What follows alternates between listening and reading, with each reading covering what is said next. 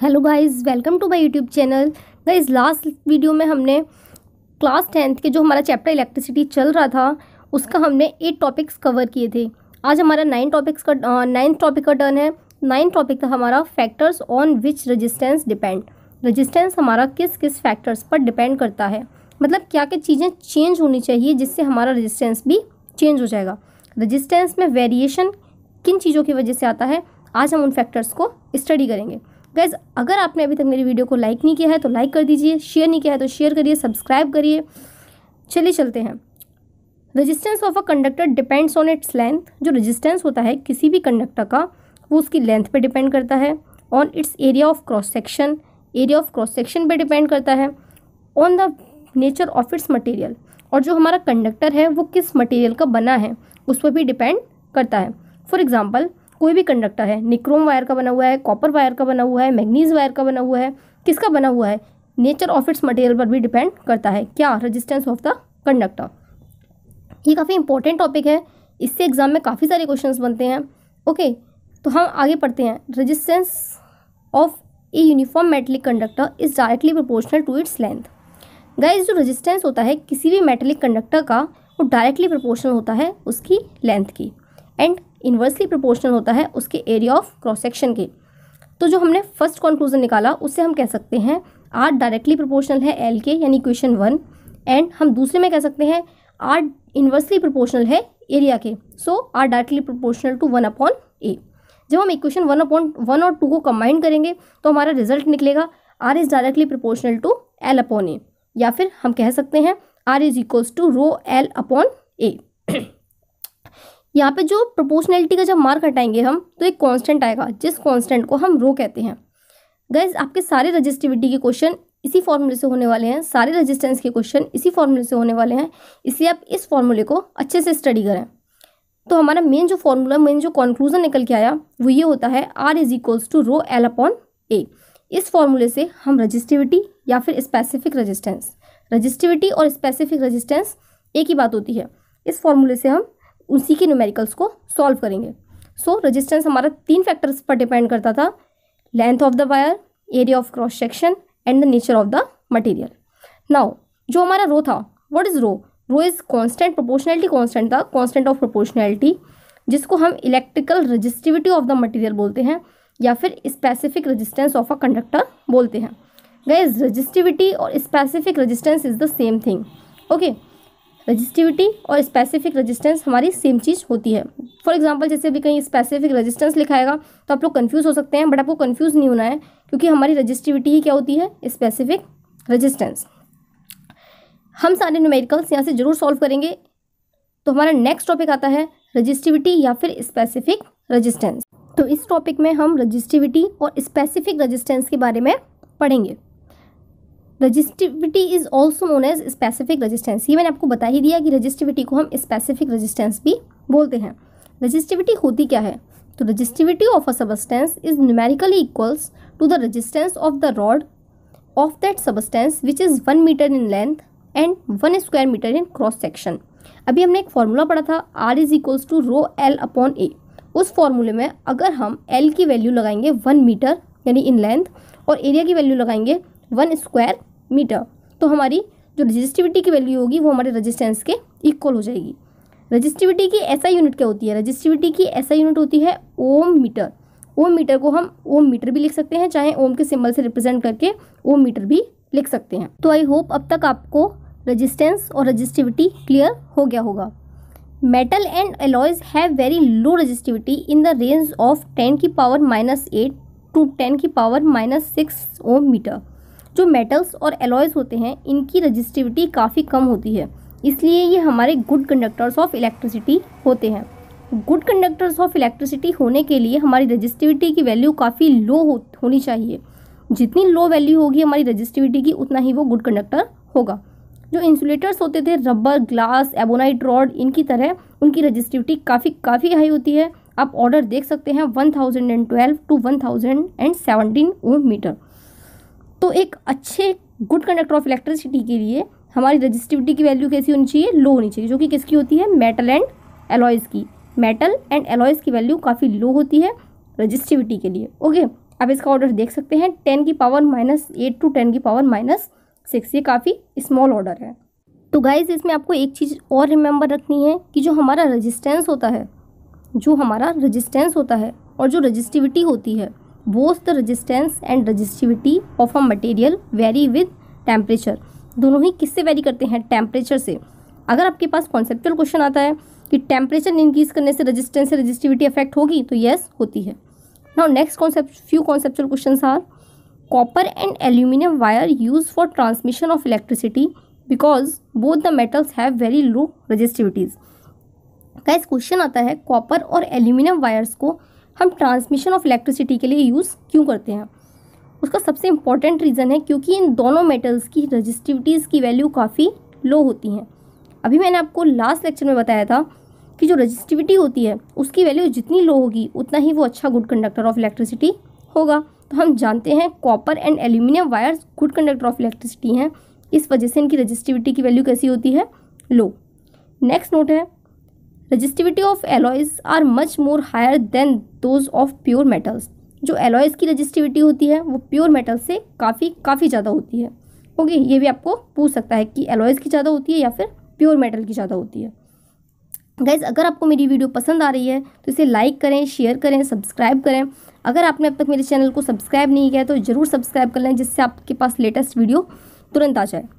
चलिए चलते हैं अपने नेक्स्ट टॉपिक पर।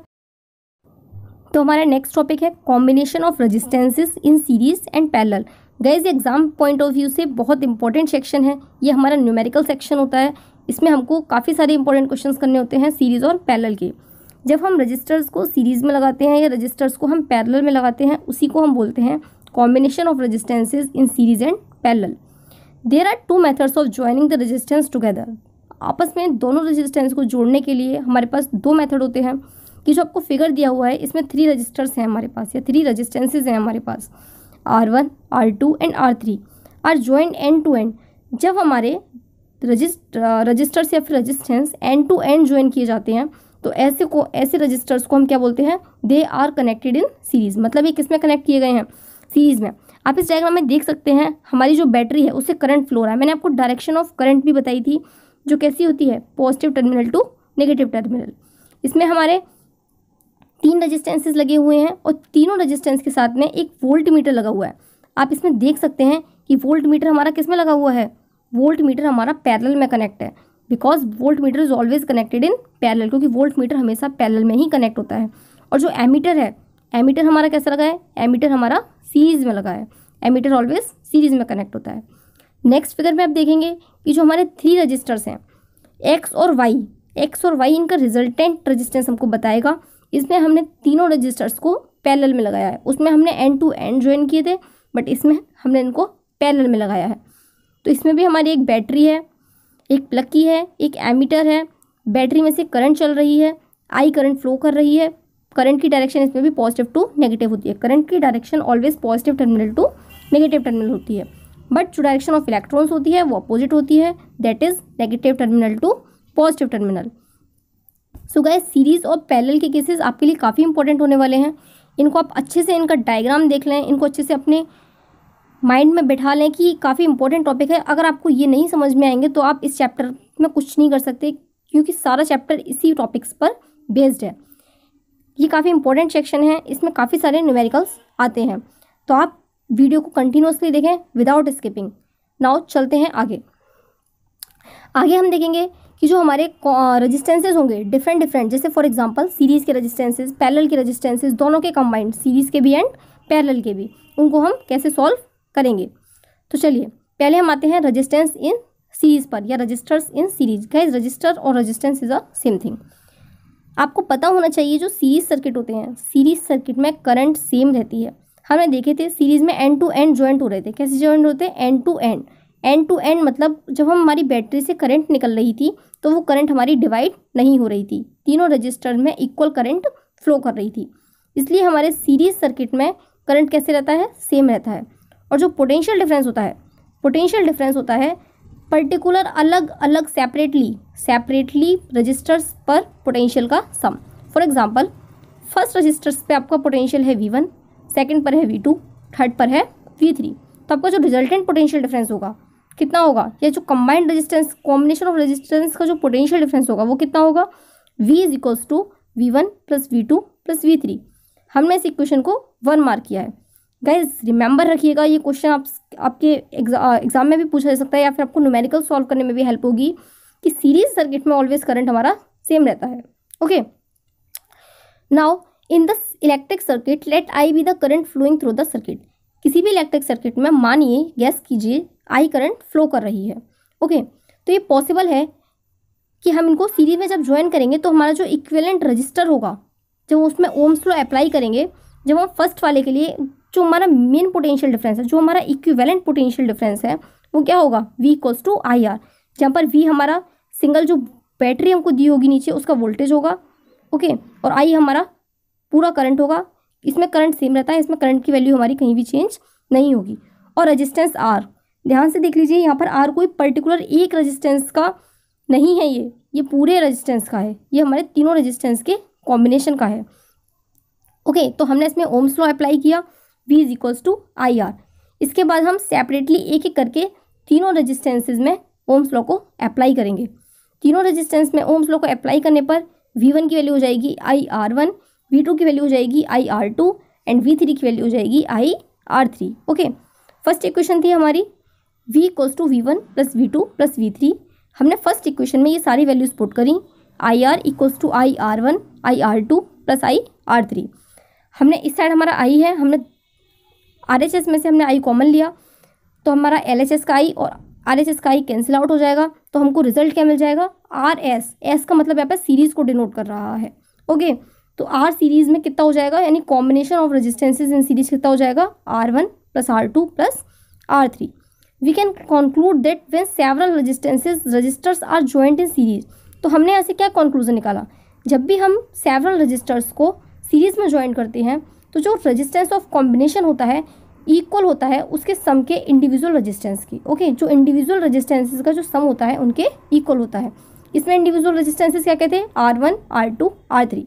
For example, you have only 2 resistors that value R1 and R2, तो आपका रिजल्टेंट क्या हो जाएगा, R1 plus R2। Okay guys, अब ये CBSE के प्रीवियस ईयर के क्वेश्चन आ रहे हैं, ये काफ़ी इंपॉर्टेंट क्वेश्चन है, आप एक एक क्वेश्चन को काफ़ी ध्यान से देखें, ये लास्ट ईयर आए हुए क्वेश्चन हैं।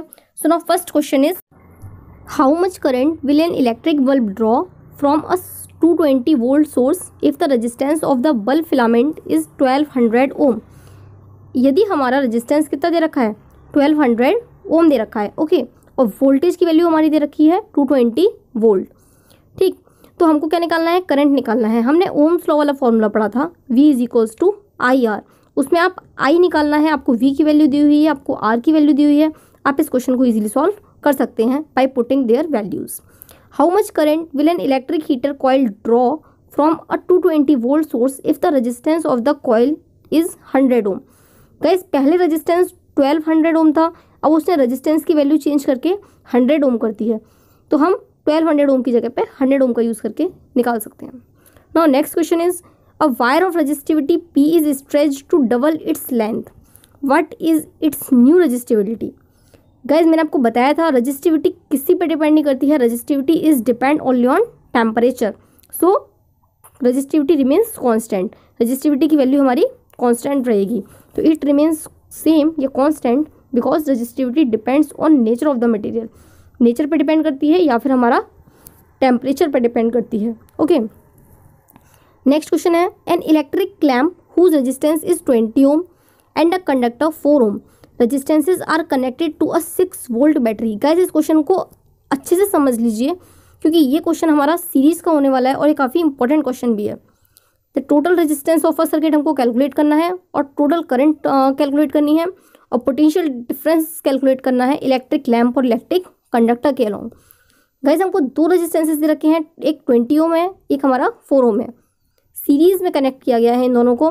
तो हमको ये बताइए सीरीज़ में हमारे इक्विवेलेंट रेजिस्टेंस या फिर टोटल रेजिस्टेंस की वैल्यू क्या होती थी।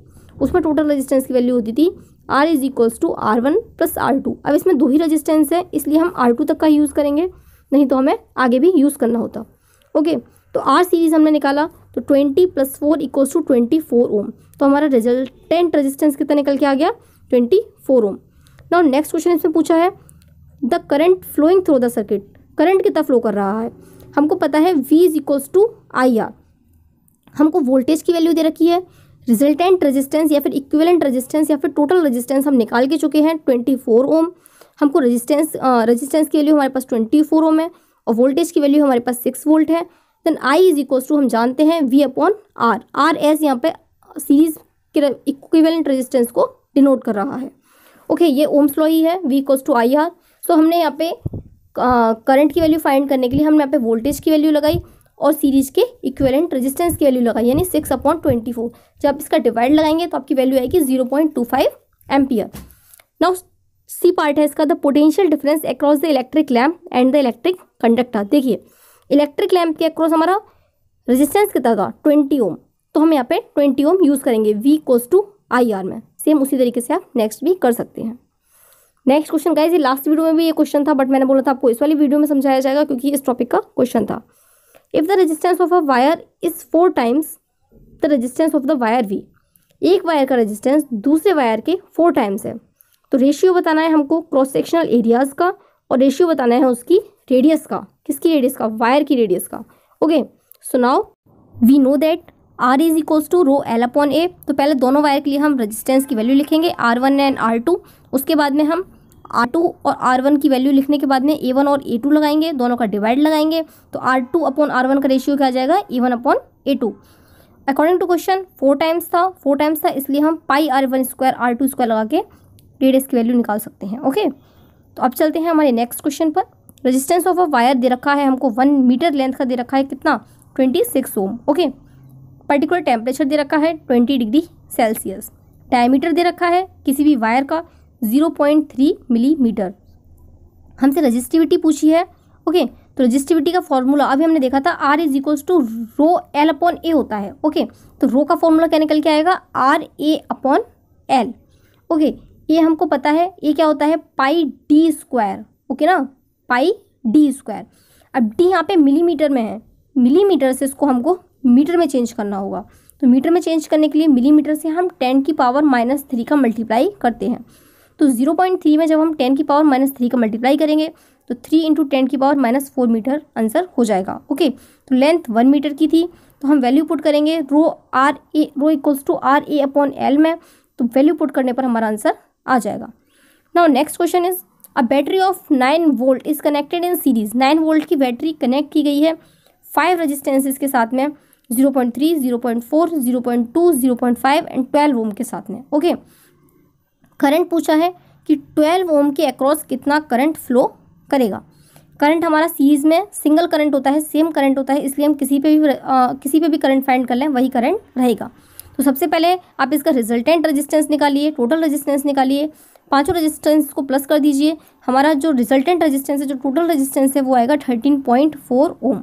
वोल्टेज की वैल्यू आपको 9 वोल्ट दे रखी है। By Ohm's law V is equals to IR, you can calculate current easily. Now next question is what happen to the resistances of a circuit if the current through it is double. अगर हम current को double कर देंगे तो हमारा resistance पर क्या affect पड़ेगा। तो resistance of a current does not depend on the current through it. Resistance कभी भी करंट पर डिपेंड नहीं करता। ओके, क्वेश्चन आया है on what factors resistance of a conductor depends. Resistance किस पर डिपेंड करता है, तो रेजिस्टेंस डिपेंड करता है लेंथ पर, एरिया ऑफ क्रॉस सेक्शन पर, टेम्परेचर पर और नेचर ऑफ द मटेरियल पर। आपको मैं स्टार्टिंग में बता चुकी हूँ, इन्हीं फैक्टर्स पर हमारा रेजिस्टेंस डिपेंड करता है। Alloys are used in electrical heating devices rather than pure metal. मैंने आपको थोड़ी देर पहले बताया था एलॉय की रेजिस्टिविटी काफ़ी हाई होती है देन प्योर मेटल, इसीलिए हम एलॉय का यूज़ करते हैं इलेक्ट्रिकल हीटिंग डिवाइसेस में, जिससे कि वो बर्न ना हो। Next question is why are the copper wires used as connecting wires. Copper wire को हम कनेक्टिंग वायर्स या फिर ट्रांसमिशन ऑफ इलेक्ट्रिसिटी के लिए क्यों यूज़ करते हैं। Resistivity of the copper is very very low. Copper और एल्यूमिनियम वायर की रेजिस्टिविटी काफ़ी लो होती है, इसीलिए हम इसको यूज़ करते हैं। ओके, तो अगर आपको मेरी वीडियो पसंद आई हो तो इसे लाइक करें, सब्सक्राइब करें, कमेंट्स करें। अगर आपको किसी भी प्रॉब्लम में, किसी भी क्वेश्चन में कोई भी डाउट आया हो, किसी भी टॉपिक समझ में ना आया हो तो तुरंत कमेंट करें। So please like and share.